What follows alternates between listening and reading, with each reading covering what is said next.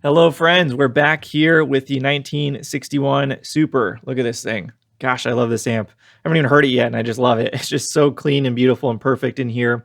So, quick little catch up. I've actually done a lot of work to this amplifier already, and you probably can't tell looking at it, and I'll explain that more in a second. But I did all of the work in a live stream. So, I've been trying to do more live streams. I really enjoy doing them, just kind of hanging out with you guys while I'm doing the work.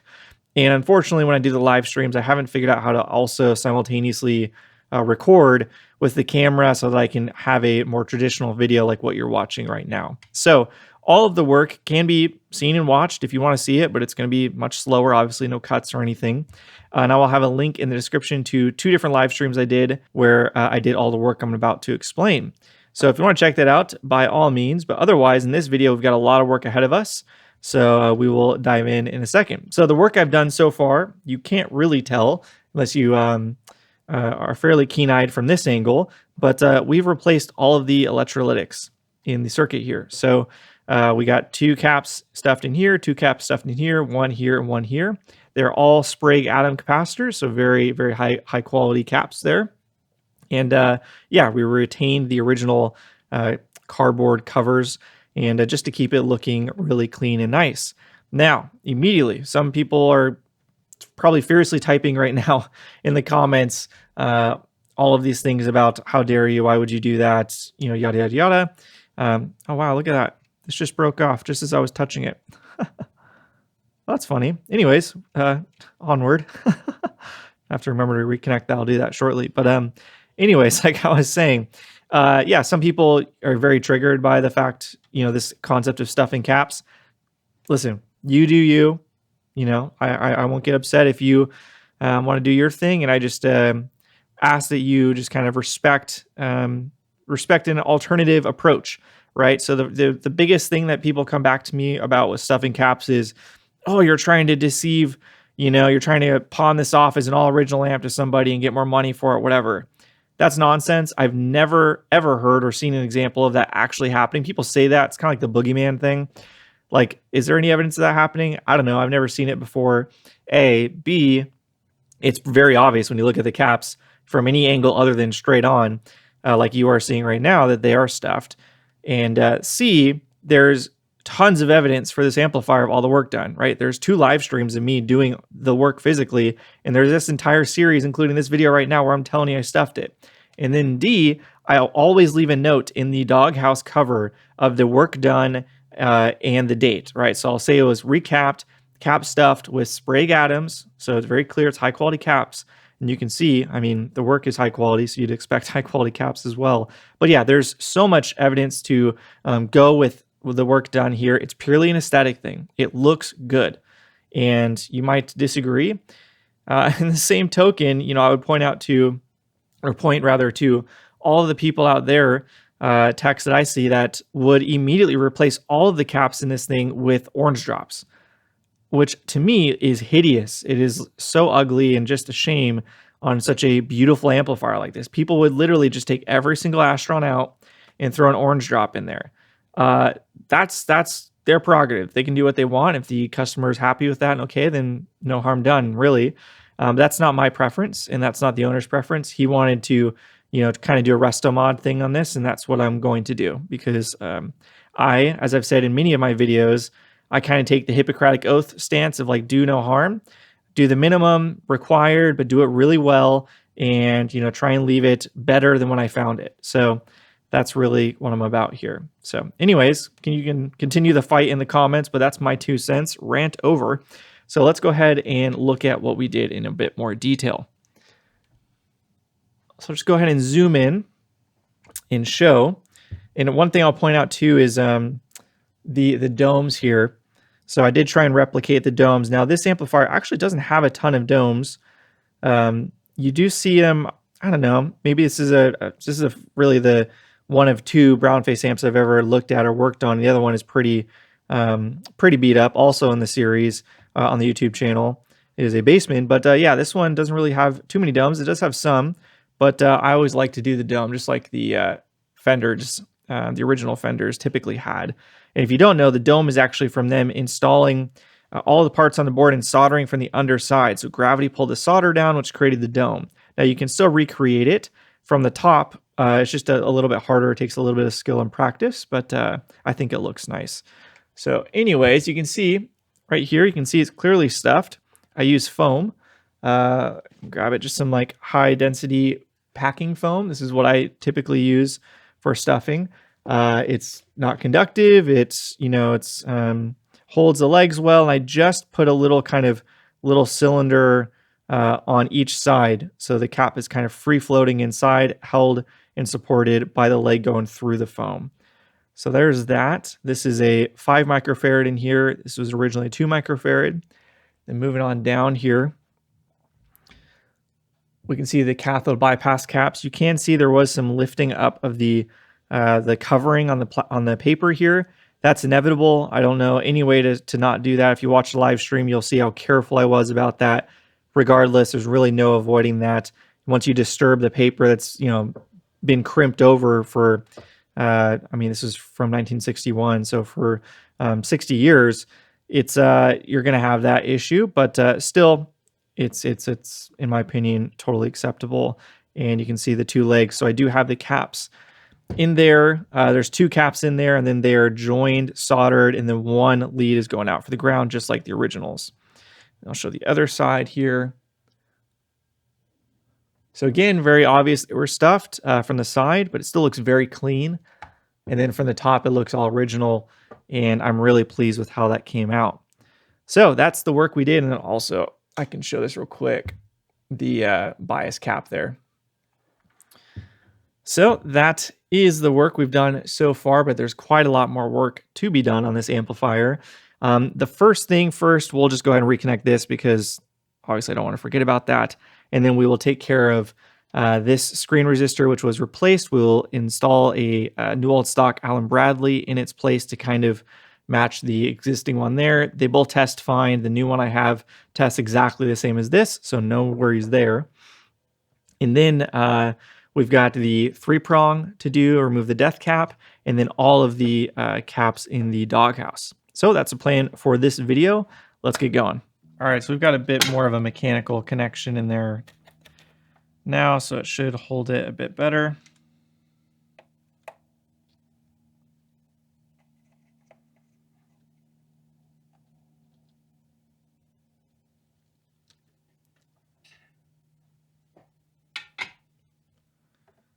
All right, that looks good.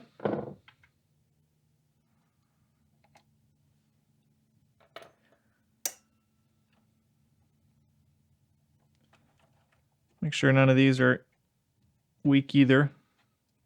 All right, there's our old one. Let's grab our new one. All right, so here's our replacement new old stock. You'll notice it has an extra band on it, this extra yellow band, and that's because this is a military resistor. And they're basically impossible to find new old stock, non-military or 5-band Allen Bradley resistors. So we have a solution for that, no big deal. And I will show you guys how to do that, how to get rid of that band. Okay, I forgot to hit record, unfortunately, but it's super simple to remove the 5th band on the resistor here. Basically, all you got to do is put it inside the drill, kind of bend it over just so it holds better in the drill. And then with an X-Acto knife or some kind of razor blade or something, you just kind of hold it there as the drill's going, just so it cuts off the band there. Super simple, just to paint on there so it's not hard to do. And then boom, you've got your 4-band instead of 5-band resistor, so it looks the part again. So before we move any further, I just want to quickly acknowledge what I know some people are probably screaming at their screen right now, and that's that this is not ideal by any means. So and I totally acknowledge that. And I talked to the owner and I gave him a couple different options. Putting in the 3-watt Bechet screen resistors, that 470 ohm resistors that a lot of people use, myself included. That was an option. Or replacing both of these with different new old stock AB resistors, etc. And he wanted to do it this way. So swap the one that was not correct with one that is, and leave the original here. So that's what we're going to go ahead and do. But yes, absolutely, an ideal world, and you didn't care about this sort of stuff, which you may not, you would install the resistors more out here so that they're away from the heat of the tubes, and you would not use carbon comp. But that's okay. Here we are. We're working within the paradigm of what this amp is and what the owner wants, and I'm all for it because I think it's fun.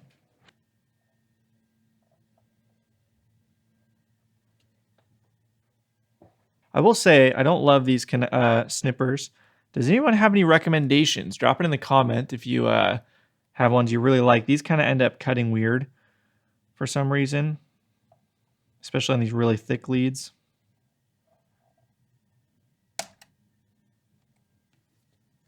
So that is all done. We got that finished. We got the caps here. Let's go ahead and remove the 2-prong since it's in our way right now. And we won't connect to 3-prong yet, but we'll just remove the 2-prong for now so that we don't have to try and work around the cable being, hanging around everywhere. And then while we're here, the death cap's not connected to anything. I'm going to leave it because it's not going to be connected to anything. We're not going to be connecting the 3-prong to this ground switch at all. This will be left alone. So I will leave this here unless the owner would like me to remove it. But visually, I don't know, it doesn't detract or anything, and it's not hurting anything being here. So I think it's fine to leave there. But I will let that be the call of the owner. And let's go ahead and open this up and pull this sucker out. So now let's go ahead and take care of the doghouse here. We can see, again, this is another example of an amp where a tech did just some of the work, but not all the work, replacing 3 out of the 7. Don't really understand that, but we're going to be replacing all of these with brand new F&T caps, which should be great. Now, I can already see the comments coming in going, Tanner, why would you stuff the caps inside the chassis when the doghouse is not all original? I get it. I get it. As I already basically covered that in the beginning of this video, but I'll also add in that, the fun of sharing, amp porn with fellow gear nerds, you want to see inside the chassis. You don't care about the doghouse. Nobody's sharing the photo of the inside of the doghouse. I've never seen that done on a forum or a Facebook group. You want to see the inside of the circuit. So this doesn't matter as much for that. And also, nobody said this is the most logical thing in the world, right? Not everything has to be super logical. We're allowed to have some fun and play with the art a little bit. So just relax, people. It's all good. So we're going to be replacing all these with brand new F&T. We're not going to stuff 4 and put in regular 4. We're just going to do all 7 as is. If we did have the original caps across the board, I would stuff them because why not? If we're doing it, we're doing it. But it doesn't really make sense to only stuff 4 and then have 3 that are non-stuffed. So that's the plan. Let's start pulling all this stuff out. It's going to be obviously a lot more than your typical. There's a lot more caps in here. And we will also double check the resistor values and make sure they're okay. So all the resistors tested fine. This is supposed to be a 27K. You can see it measures 27K. They're all well within the tolerance. So we're good to keep all of those. Now let's just start ripping out caps.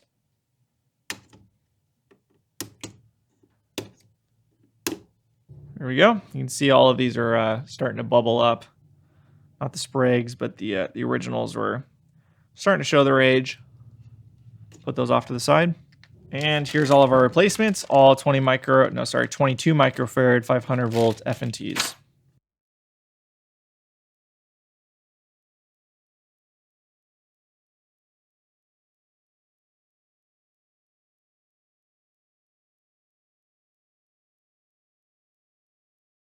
All right, quite a lot of solder removed. You want it done right, though. That's the way to do it. All right, let's see what we got here. Here's the top side. Flip it over. You can see all the joins here. All right, so we got that new bridge connection. These are all fine. I'm just going to kind of bend over the leads a bit more just to make it extra solid. This one might be too short, actually. Let's replace this one. And all this stuff, by the way, is just flux. It's not, it doesn't hurt anything, doesn't do anything. There's no issue with that. Just take a little flathead. It just comes right off. I'll show you.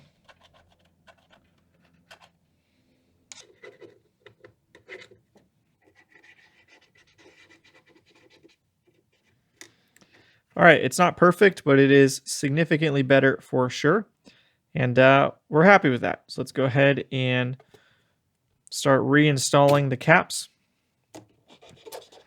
and get our silicone out and do all that fun stuff. We're going to go ahead and try and get these all to look fairly similar as far as length is concerned and make sure they're all relatively even. Try and do it well. This is time consuming for sure, especially with 7. There's, you know, quite a lot of caps here. But yeah, it's kind of a reflection on me. So I'd like to do a good job. So I think what I'm gonna do is just kind of do one, get that as my template, and then we can kind of figure out from there. So the M was on this corner. So the board will be like this, and all of the positive leads will be going towards me. So we'll figure out where roughly center is, and then figure out how we want to bend the leads, and then we'll just try and replicate that across all 7. I'm just going to bend the leads over just so I can kind of see what I'm working with here. So I'm just kind of bent over like that.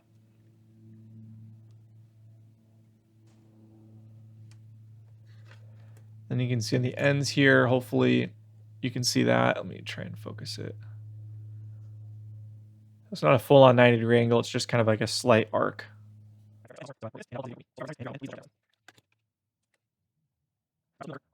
Okay, so we've got all of them roughly how I want. And now what we want to do is go ahead and silicone them in. And I'm just going to go ahead and run some isopropyl kind of where we will be silicone on each one. Just make sure it's nice and clean in that area. I like to use this stuff, clear RTV, silicone RTV, Permatex. And I add just a little bit of a line like this. Nothing crazy. You don't need too much on there. It's just a little additional support. It is not the primary support. So get this positioned right. This board's quite warped. I don't know if you guys can see that. It looks like you can. So that is one challenge of getting them all perfectly straight, is the board itself is nowhere near straight. So straight will depend on what perspective you're looking at it from. All right, there we go. Now, what I'm going to do is, obviously, we're going to let the silicone dry a little bit, and then I'm going to snip all of these ends just a little bit so they're not quite as long. And these will hold it all on mechanically so that they don't require solder to stay put. Let's actually just go ahead and solder this side in real quick. We'll come back and add domes at the end like I always do with these. For now, we're just trying to get solid connections. So let's go ahead and pull up our photo real quick and make sure we have all of the resistors and everything lined up in the right place.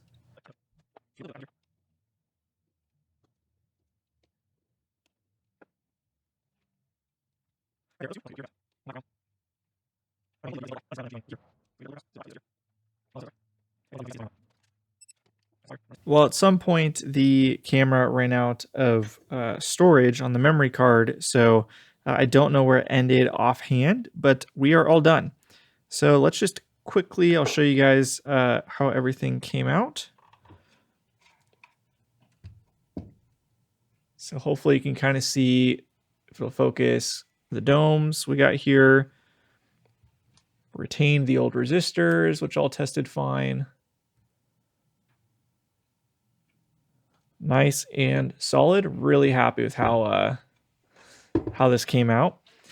And yeah, we are good to go on this. So now we can put the Doghouse cover back on, and then we just got to do the 3-prong swap, and we'll be able to fire it up at that point and test the Astrons and make sure those are okay and make sure there's no noisy resistors or anything. But we are cruising on this. Super excited. I almost forgot to show this on camera.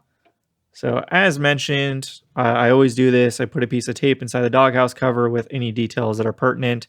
So yeah, so obviously recap March 2024, mention the stuffed caps or Sprig Atoms, and then anybody can go ahead and double check the work on YouTube on my channel. So there you go. Let's go ahead and put this on and continue with the work.